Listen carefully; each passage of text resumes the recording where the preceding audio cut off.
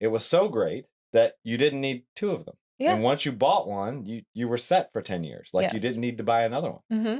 And at a certain point, you saturate the market of people who want the InstaPot, because it's not a Keurig where you're going to sell them the Keurig machine and then they got to continually buy the pods. Yeah. Or you buy the fancy razor, you got to keep buying the razor blades. Mm-hmm. It was, you bought the pot, you're done. Maybe a couple cookbooks. Yeah, but the cookbooks probably weren't made by InstaPot. They were probably made by somebody else. So, I mean, you bought the InstaPot, you're done. Welcome to Married to the Startup.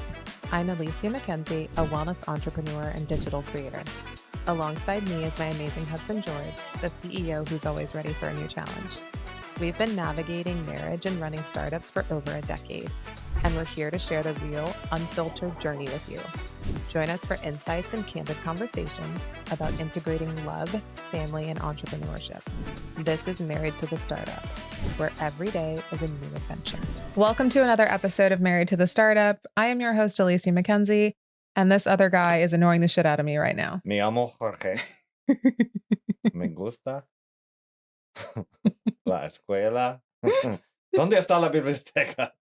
Este casa de mi tía. Sweet Lord. All right, here we go. All right, we are going to get through this episode. Maybe. Kicking and screaming. It's possible. Kicking and screaming. Okay. It's actually a really exciting story.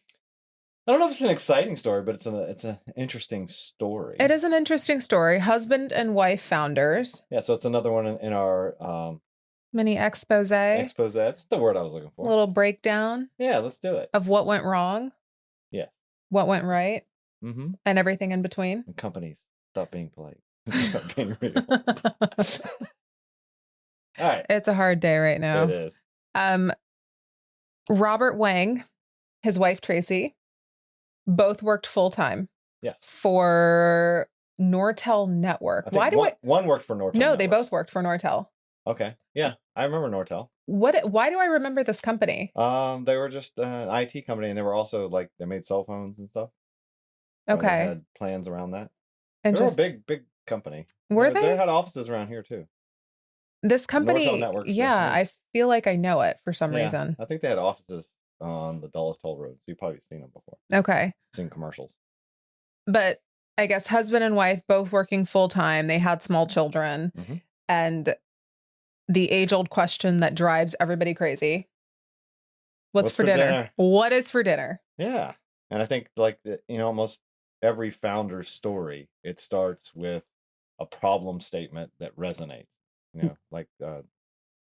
Liz, the last founder that we interviewed, her aha moment of her creation, was from a problem in her own household. And it's similar here, where they're both working adults, they have children, and they're like, how do we make home cooked meals? Yeah. When we both get home at 5:30, 6 o'clock, running the kids around, and no one has time to meal prep. Absolutely. And do these things. Yeah. So fixing dinner that was actually healthy. People don't want to eat out a lot, right? I guess eat out all the time. You get tired of it. Yeah. You get tired of eating out. I think I just get tired of food because I'm so annoyed with having to figure out what the hell we're going to eat every night. Yeah. Well, I think our biggest problem, not to lift the hood or too much on our family dynamic, is that everyone has such varied tastes of what they want to eat.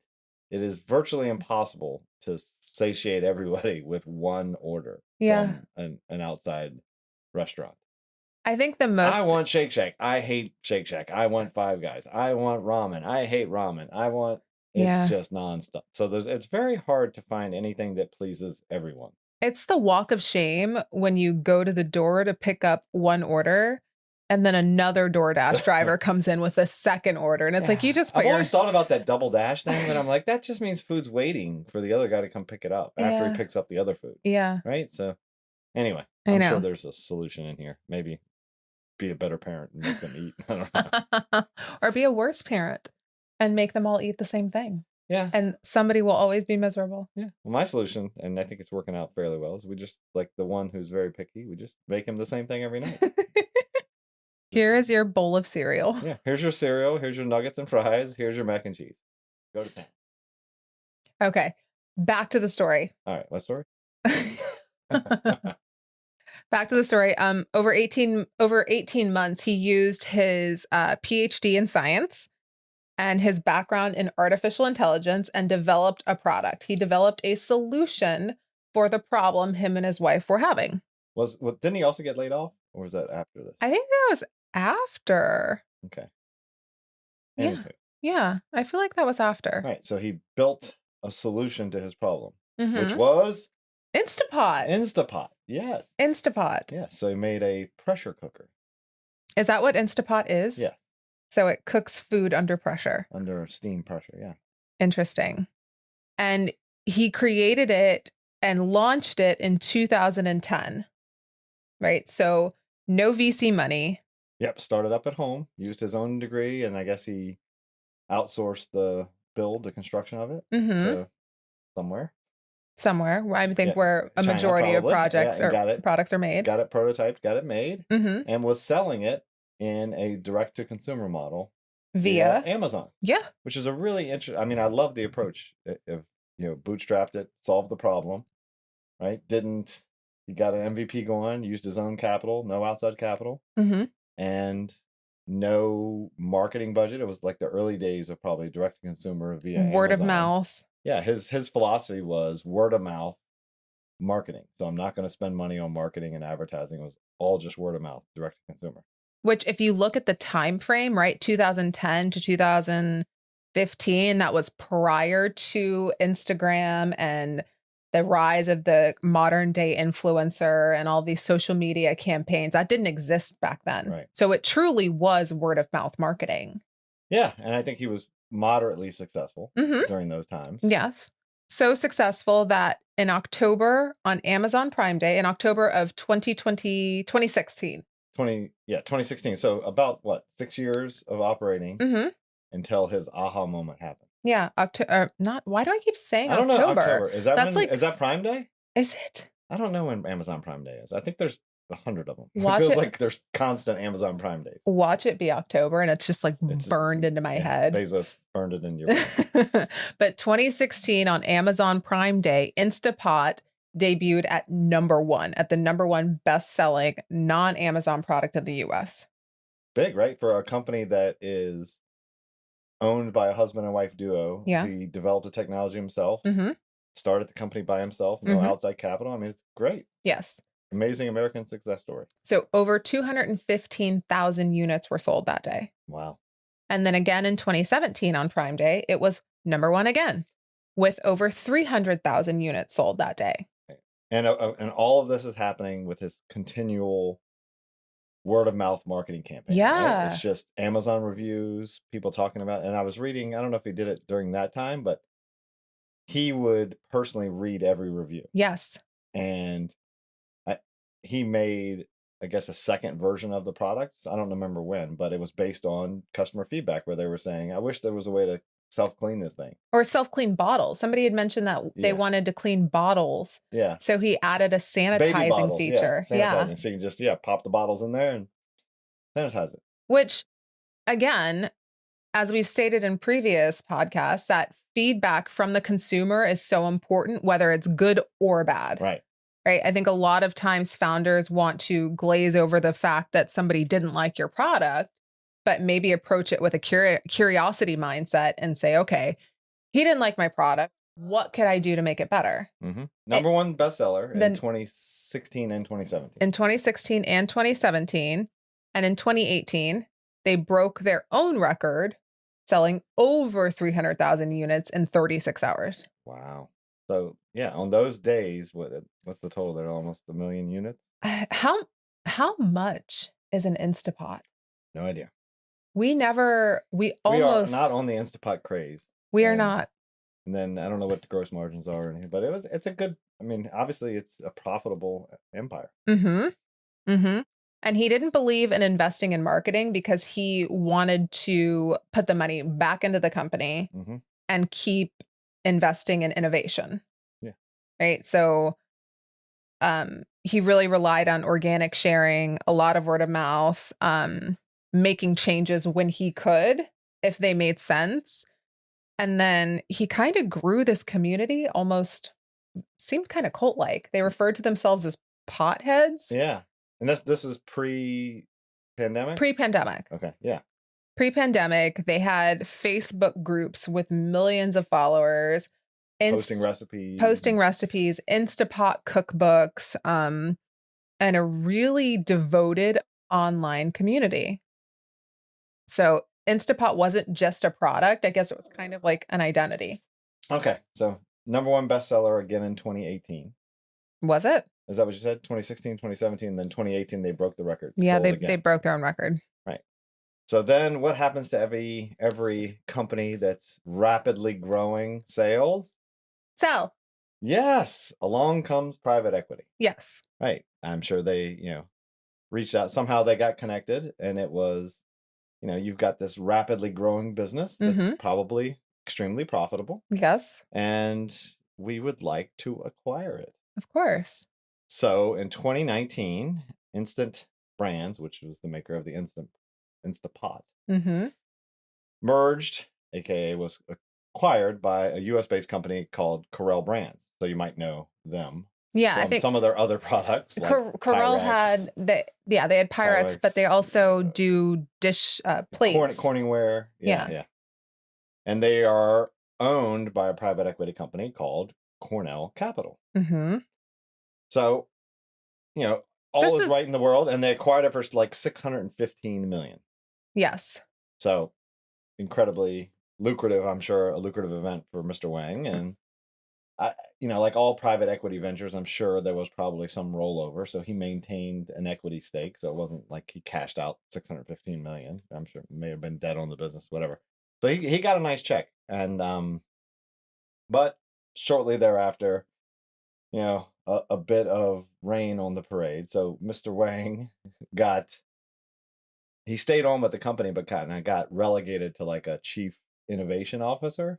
Okay, kind of so he was role. no longer the CEO? No, so now Instapot was like a brand under the umbrella, like Pyrex or Corningware. Okay. And he was kind of, relegated to just doing R&D and, being, in that sphere, and someone else was CEO, someone else was marketing. Okay. So it's really what oftentimes happens with private equity is you get that check, but then the brand identity changes, right? You're part of this bigger thing. You're just a cog in the wheel. Yes. And it's really hard, especially when a company is built bootstrapped and it's really a strong community around it. It's hard to maintain those things when you're now big and part of something else. Okay. Did Instapot have any other products at the time? They did not. Instapot was it. That seems like an ambitious acquisition for a private equity company. Yeah, and I think the buyer's remorse set in shortly thereafter. And, I think there were a couple lawsuits that have happened post where they were concluding they had overpaid for the company by like almost 275 million or 273 million, I think is the number that was thrown out.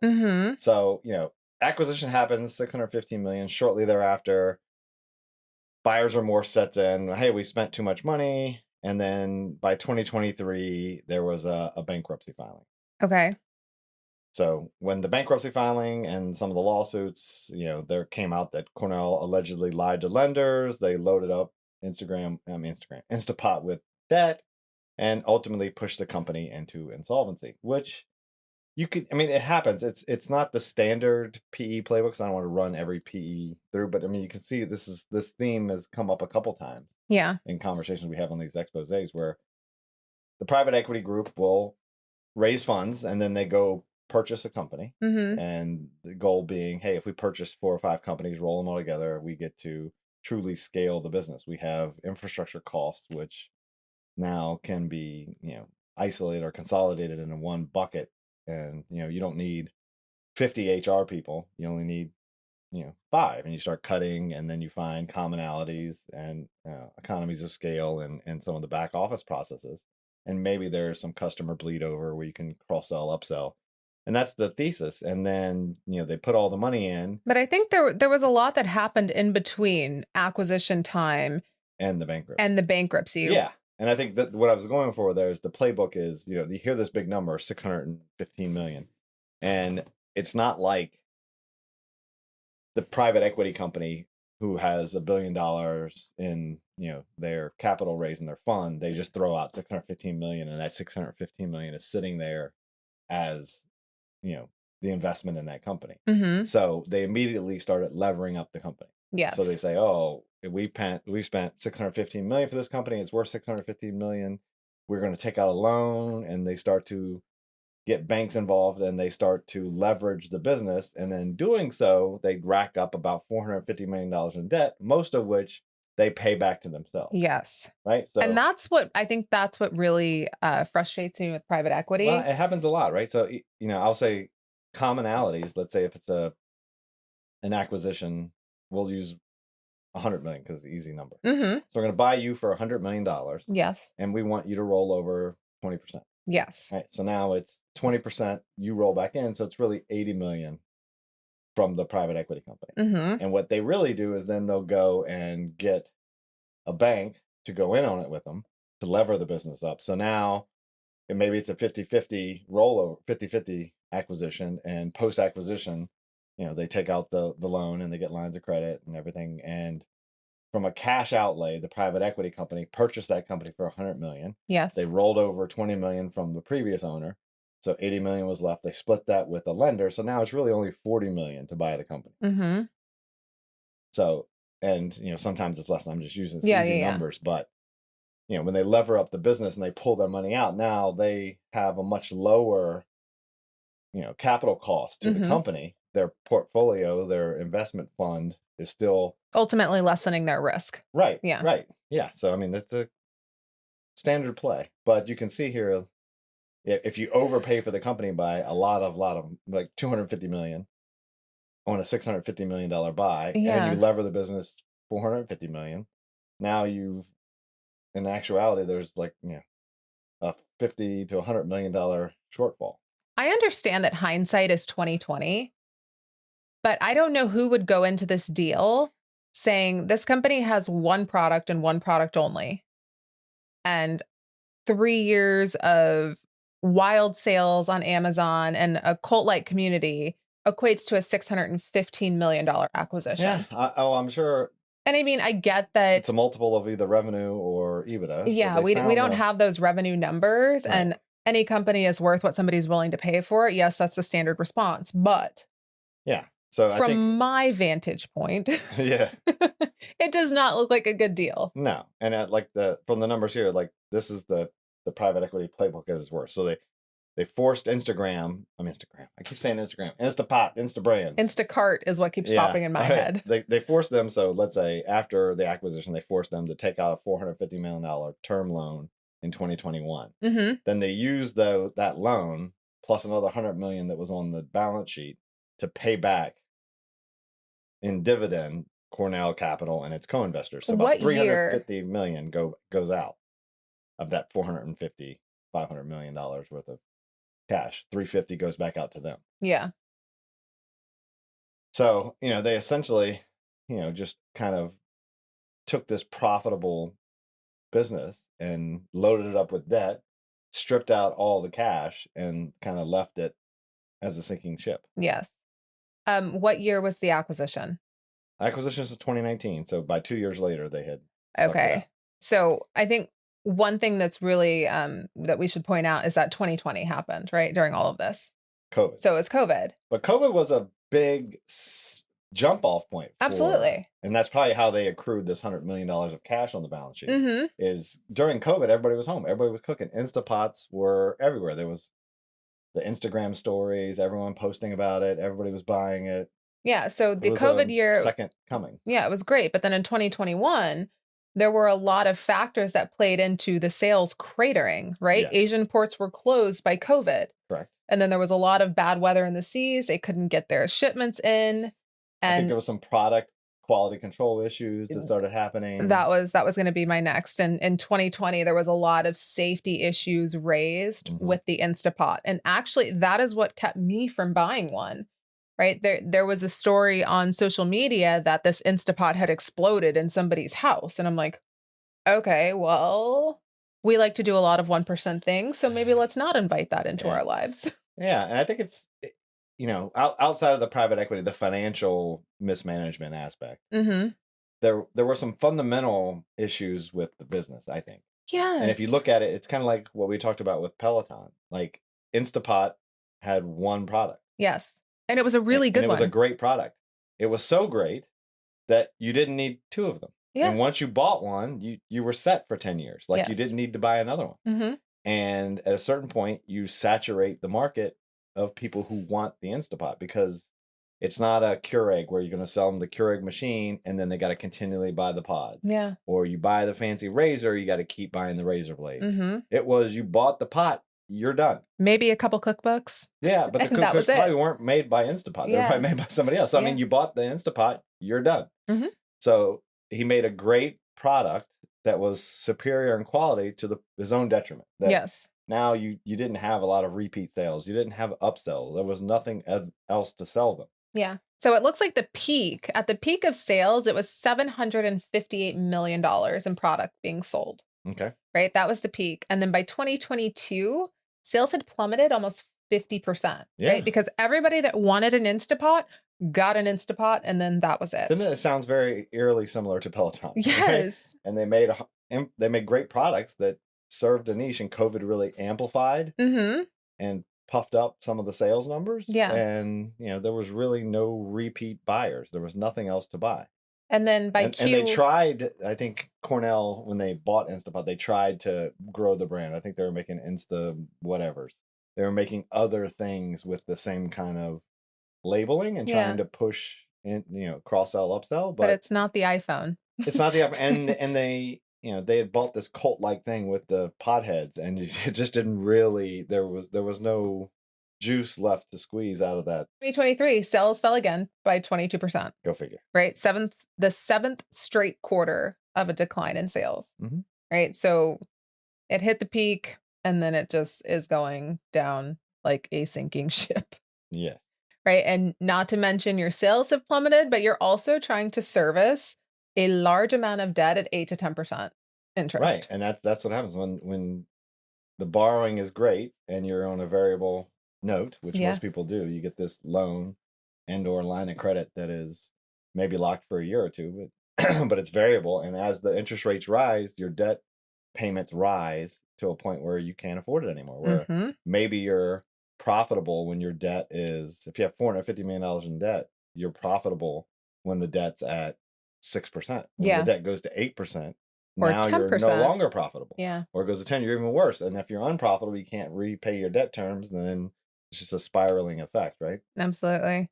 So you have safety scandals, you have plummeting sales, you have greenwashing issues where they could no longer say that they were made in the United States because the Federal Trade Commission had ordered them to be transparent about where their products were actually coming from. Mm-hmm. Right? So Instant Brands, which is now a part of Pyrex, they got lumped into all of that. Yeah, and I'm sure as part of a bigger conglomerate, you streamline manufacturing and probably are using similar plants for multiple things. So this was 3 months before their first bankruptcy. In what year was bankruptcy number 1? Was it 2021? I think it's 2021. Yeah. Was it? I believe so. No. Or 22. 23. 23. Wow. So in June of 23, Instant Brands filed Chapter 11 bankruptcy, which is Chapter 11 is restructuring of debt. Trying to restructure that debt. Mm-hmm. So in November of 23, Instant Brands was named as a standalone company, right? So I guess they tried to separate it out under new ownership of Center Lane Partners. It sounds like another. So maybe they sold it to another private equity? Yeah, that's what it sounds like, right? And then in 2024, the bankruptcy court approved the restructuring plan. Okay. Right. So Robert Wang, he was the founder, but he was no longer the head of the company, running the company that he created. Yeah, and InstaPot's still around. You can buy it at Target. It's no longer just direct to consumer. Can you? Yeah, it's now, sold through stores, which it can be a positive and a negative. Like, I think when we look at some of these, the direct to consumer model has extremely low overhead, right? You're able to have higher margins because you're not giving away margin to these stores. Yeah. You may have lower sales, but if you can master that direct to consumer and and you're happy with those revenue targets, like it's a great model. I feel really bad for the founder. I feel somewhat bad for the founder. I mean, I'm sure he got a large portion of that $615 million. So I don't feel all that bad. But still, it's the quintessential story of private equity. They come in, they give you some money, and then they drive your company into the ground. Well, I mean, I Or imagine, they kick you out as CEO yeah, I think and try to run it. And most private equity, the playbook is not to lose money and kill companies, right? The playbook is to buy the company, either grow it through investment or, merge it with other companies and get economies of scale and grow it that way. So that's how they're successful. But with every one of those successes, there's often, you know, failures like this where it doesn't work. Mhm. And, because I think a lot of people get hung up and you think that there's this magic formula and people have this crystal ball and you go through that room where, the door's shut and there's all these smart guys in there and they're the ones that figure it out and they have this magic formula that works. And when you get back there, you realize they're no smarter than you and they are going with their intuition. They're running spreadsheets and jujitsu just like anybody else. And they're trying to make the numbers work and they're negotiating. And it's just people. Yeah. It's always people at the end of the day. And you think that it's this magic thing that happens and it's these guys know what they're doing, they never lose. It's not true. Don't tell the secrets, babe. Oh yeah. And people get emotional and people make purchases based on emotion, even the ones that you wouldn't think would be. Yeah. I think this is just what happens when you build something so good that nobody ever has to replace it. Yeah, I think it's a couple facets to the story, right? One is that private equity story of, hey, be careful who you sell to. And Yes. especially if you have a rollover. I mean, my advice to everybody is if you get an acquisition and you have a rollover, you have to be 100% comfortable with your upfront cash. Mm-hmm. I would say whatever the rollover or the earnout is strictly upside. So are we on a 50-50 basis, right? With earnout that we got versus earnout that we haven't? With what? No, I mean, in my first company, we got about 70 to 80% of the earnout, which was really good. Okay. And then the rollover in the second company is still TBD. Okay. But Interesting. yeah, so it's interesting to see. So I would say you got to make your peace with that. And then the second being, be careful who you sell to if you have aspirations of, continuing to run. So if you sell to private equity with the hope that I'm going to ingest capital, I'm going to have a bigger empire to be able to grow this thing and achieve my goals. Yeah. Make sure you have the right private equity partner to do that. And then I think when you peel the onion back on the story a little bit more, you can look at the business overall. I think what he had built was a fantastic business, but to your point, it was too good. The product was great. It never broke. And so people didn't need to replace it. Minus the few that exploded. But that was later. But I'm saying upfront when he was building it, it was a superior product. It didn't degrade and you didn't have to replace it. So if you don't have to replace the product, your psalm eventually, do you saturate it to the point where you can't continue to grow at a double digit, top line, sales growth run rate. And if you can't, then what else are you going to sell them? So there was kind of single threaded what he sold. Yes. If there was we sold, I don't know how you would sell anything around InstaPot. So I know. maybe there's this cleaner, or maybe there's some way in which you serviced it or you had add-ons to it. We should ask ChatGPT. Shelvings or something. I don't know. But if you look at the models of super success, right, and you wouldn't think it, you'd be like, oh, and you think about it now with printers. Printers, they used to give them away. They were dirt cheap. And no one cared about the price of the printer. They just cared about selling you the ink. And it's like the Keurigs. The Keurigs, they don't make money, or they don't have the high margin on the Keurig coffee maker. Yeah. The margin's selling you these pods forever. Did George Foreman, did that grill ever tap out? That grill? The George Foreman grill? I know, but he had, at least he had variations of it. There was a very small one for 2, and then there was a bigger one. Then they eventually had one you could put outside. They made tons of those. And then, maybe different colors, and, there was ways to go about it. But, it's interesting. I don't know what else you would sell around the InstaPot. Maybe you just have to start making other appliances that catered to that same customer base of solving the same problem of, I'm a busy, parent, and I need to cook for my family, or I just need to cook for, my spouse or myself, and I don't have time, and I want something that's quick. Or get this, you have a problem, you solve it, and then that's it. You move on.